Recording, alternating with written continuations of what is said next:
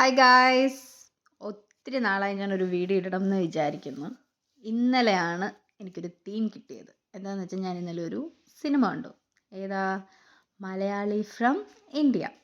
ഒരുപാട് നാളുകൾക്ക് ശേഷം വളരെ അധികം സന്തോഷം തോന്നി ആ സിനിമ കണ്ടപ്പോൾ. കാരണം അങ്ങനൊരു സിനിമ എടുക്കാൻ വേണ്ടിയിട്ട് അതിലെ ഡയറക്ടർക്കായാലും അതിൽ അഭിനയിച്ച ആൾക്കാർക്കായാലും അതിൻ്റെ പ്രൊഡ്യൂസർക്കായാലും ഒരു ധൈര്യം വന്നു എന്ന് പറയുമ്പോൾ ശരിക്കും പറഞ്ഞാൽ എനിക്ക് അത്രയും ഒരു ഒരു എന്താ പറയുക, ആരും ഇന്നത്തെ കാലത്ത് നമ്മൾ നോക്കുകയാണെങ്കിൽ നമുക്ക് ഇഷ്ടമുള്ള ഒരാളുടെ പേര് പോലും നമുക്ക് ഓപ്പണായിട്ട് പറയാൻ പറ്റാത്ത അവസ്ഥയാണ്. പറഞ്ഞു കഴിഞ്ഞാൽ സൈബർ ബുള്ളിങ് ആണ്. പിന്നെ അതിന് അവരെ ഇഷ്ടമല്ലാത്ത ആൾക്കാരെല്ലാവരും കൂടെ വന്നിട്ട് നമ്മുടെ മണ്ടയ്ക്ക് കയറുന്നതിൻ്റെ പൊന്നോ പിന്നെ പറയണ്ട, അവിടെ കഴിഞ്ഞു. നമുക്ക് നമ്മുടെ ഇഷ്ടമുള്ള ഒരു രാഷ്ട്രീയ പ്രവർത്തകൻ്റെ പേര് പറയാൻ പറ്റത്തില്ല, നമുക്ക് ഇഷ്ടമുള്ള ഒരു സിനിമാ നടൻ്റെ പേര് പറയാൻ പറ്റത്തില്ല. അപ്പോഴത്തേക്ക് അതിനകത്ത് രാഷ്ട്രീയം, മതം അങ്ങനെയുള്ള എല്ലാം കൂടെ കൂട്ടിക്കൊഴിച്ച് നമ്മൾ പറയുന്നത് എന്തോ തെറ്റാക്കി തീർക്കും. അത്രയും നമ്മുടെ നാട് നശിച്ചുകൊണ്ടിരിക്കുകയാണ്, അത്രയും.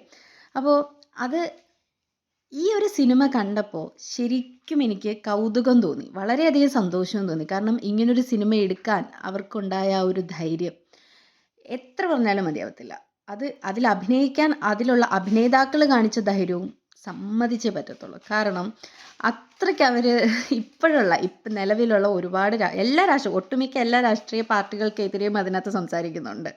അതും വളരെ ഓപ്പണായിട്ട് വളരെ കൃത്യമായിട്ട് അവർ സംസാരിക്കുന്നുണ്ട്. സത്യമായ കാര്യമാണ് അതിനകത്ത് പറയുന്നത്.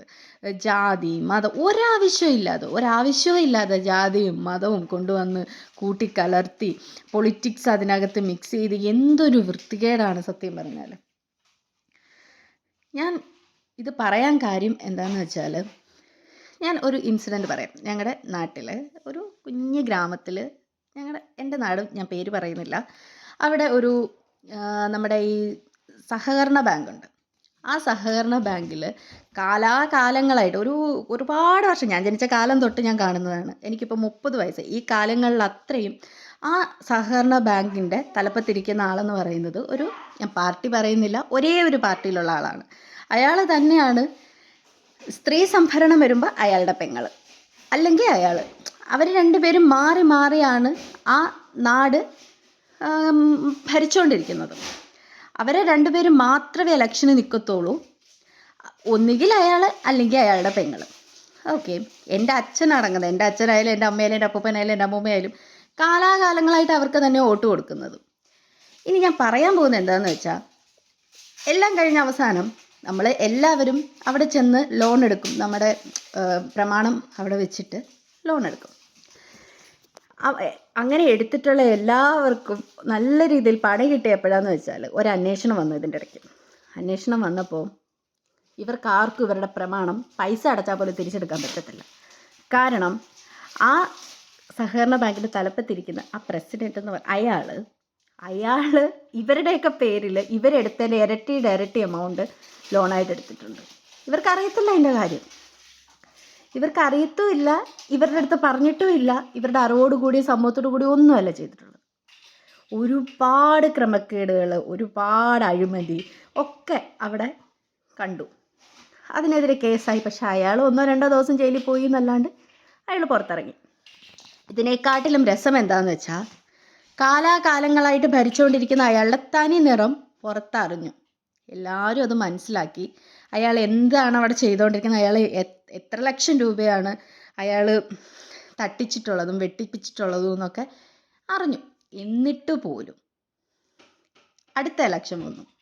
അടുത്ത ഇലക്ഷന് അയാൾ നിന്നില്ല. അയാൾ ബുദ്ധിമാനാണ്, അയാളുടെ പെങ്ങളെ നിർത്തി. ഞാൻ ആലോചിക്കുന്നത് അതല്ല, ചതി പറ്റിയ നാട്ടുകാരുണ്ട്. ആ നാട്ടിലുള്ള എല്ലാ ആൾക്കാർക്കും അറിയാം അവരെന്താണ് അവിടെ ചെയ്തുകൊണ്ടിരിക്കുന്നതെന്ന്. എന്നിട്ട് പോലും അയാളുടെ പെങ്ങളെ അവർ ജയിപ്പിച്ചു. നല്ല ഭൂരിപക്ഷത്തോടു കൂടി ജയിച്ചു. ഞാൻ ഒരു പാർട്ടി, ഇപ്പം ഈ പാർട്ടിയിൽ വിശ്വസിക്കുന്ന ആൾക്കാരാണ് എൻ്റെ അച്ഛനും എൻ്റെ അമ്മയും എൻ്റെ അപ്പൂപ്പനും എൻ്റെ അമ്മൂമ്മയും ഒക്കെ. എന്നിട്ട് അവർ അവരൊക്കെ ആർക്കാ വോട്ട് ചെയ്തതെന്നൊന്നും എനിക്കറിഞ്ഞു അടുത്ത ഇലക്ഷൻ വന്നപ്പം.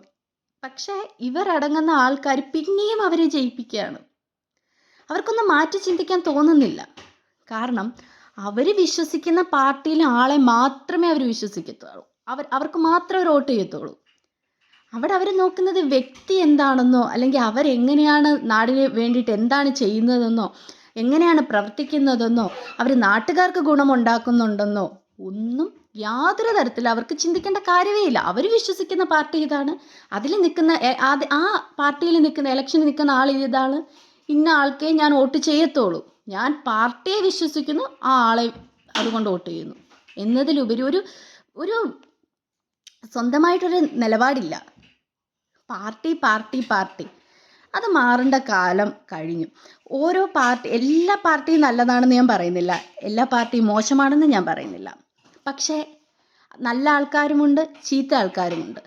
ഒരു പാർട്ടി എന്ന് പറയുന്നത് ഒന്നോ രണ്ടോ ആൾക്കാരല്ല, അതിൽ പകുതി നല്ല ആൾക്കാരും പകുതി ചീത്ത ആൾക്കാരും ഉണ്ടായിരിക്കും. ഇലക്ഷന് നിൽക്കുന്ന ആൾക്കാരിൽ ചിലപ്പം ആ നല്ല ആൾക്കാരായിരിക്കും നിൽക്കുന്നത്, അപ്പോൾ അയാളെ ജയിപ്പിക്കൂ. അതിപ്പോൾ ഇന്ന പാർട്ടി ആയതുകൊണ്ട് ഞാൻ അയാളെ ജയിപ്പിക്കത്തില്ല, ഞാൻ അയാളെ കരിവാരി തേക്കും, ഞാൻ അയാളെ, അതാണല്ലോ നമ്മുടെ നാട്ടിൽ കണ്ടുവരുന്നത്. വളരെയധികം നല്ല പ്രവൃത്തികൾ മാത്രം ചെയ്തിട്ടുള്ള ഒരാൾ, അയാൾ ഇവർക്ക് ഇഷ്ടമല്ലാത്തൊരു പാർട്ടിയിലായതുകൊണ്ട് മാത്രം സൈബർ ബുള്ളിങ്ങും ഇത്രയും നല്ല കാര്യങ്ങൾ ചെയ്തിട്ട് അയാളെ നല്ല കാര്യങ്ങൾ പിന്നെ ഒരിക്കലും ചെയ്യാത്ത രീതിയിലാക്കി മാറ്റി അയാളെ വെറുപ്പിക്കുന്ന ഒരു സമ്പ്രദായമാണ് നമ്മുടെ നാട്ടിൽ കണ്ടുവരുന്നത്. ഏത് പാർട്ടി ആയാലും ഇനിയെങ്കിലും ഒന്ന്